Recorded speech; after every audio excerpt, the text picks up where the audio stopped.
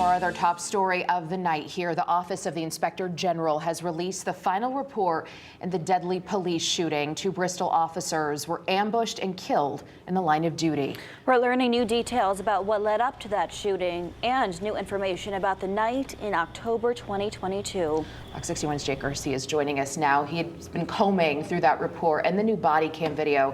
He joins us in studio now with those findings. Really hard to read, and that video really distressing. It's been a very difficult day to kind of go through this and, kind of relive the situation that night. The report, which is more than 60 pages long, states that Officer Alec Iurato, who shot and killed the gunman that night, was justified in doing so.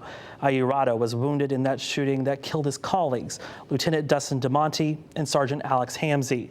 Nearly 2 years later, we're still learning new details about what led up to that deadly shooting. Shots fired, shots fired.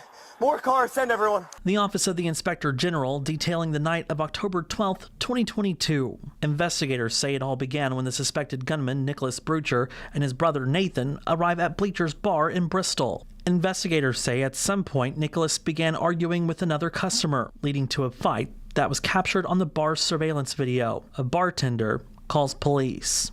Officers arrive and are told the Brutchers left in a white truck. Officer Pullock then pulls the truck over at 8:55.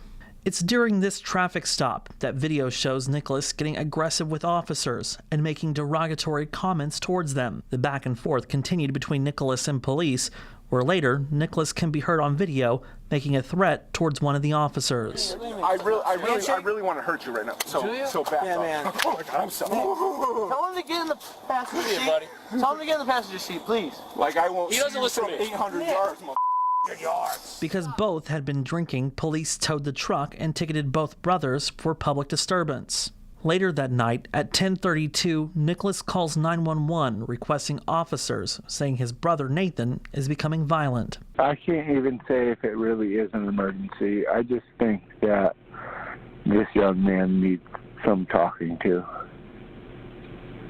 What young man? Nathan. All right. Listen, we're going to have an officer come over and see you guys, okay? I appreciate you. Minutes later, officers are dispatched to the home on Redstone Hill Road. They're arguing. One of them's being a little more aggressive, pushing around the complainant. At 10:38, officers Alex Hamzy and Alec Iurato arrive on scene with Sergeant Dustin DeMonte, unaware that Nicholas was hiding in the bushes clothed in camouflage at the house next door, armed with an AR-15 style rifle and a handgun. Officers make contact with Nathan at a side door and ask him to come out. Here, right now. What happens next, we aren't going to show you, as the video is very intense. But at 10:43, the report states Nicholas begins shooting, hitting all 3 officers, including his brother. Officer Hamzy and Sergeant DeMonte were hit numerous times and tragically died from their injuries. Officer Iurato managed to get away and return to his cruiser before firing a single gunshot at 10:45, killing Nicholas. Now, Alex Hamzy and Dustin DeMonte were posthumously promoted to the rank of sergeant and lieutenant, respectively. Alec Iurato was honored at the national level and being inducted into the National Law Enforcement Officer Hall of Fame. Now, as for the report, it states that Nicholas had 14 guns registered to his name. The medical examiner's office report says a mix of alcohol and antidepressants were found in his system. His blood alcohol level was 3 times the legal limit. Jacob, I have so many questions, Yeah. and a lot of them you don't know the answers to right now. Right. This was a lengthy report as well, 63 pages. So, I mean, there's a lot. You don't know a lot of the details, but does it look like anyone else is going to be facing charges? I have a lot of questions about his brother.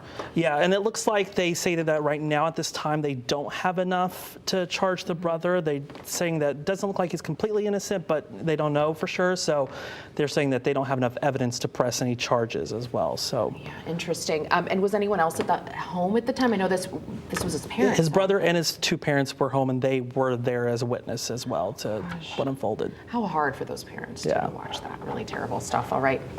Thanks, Jake.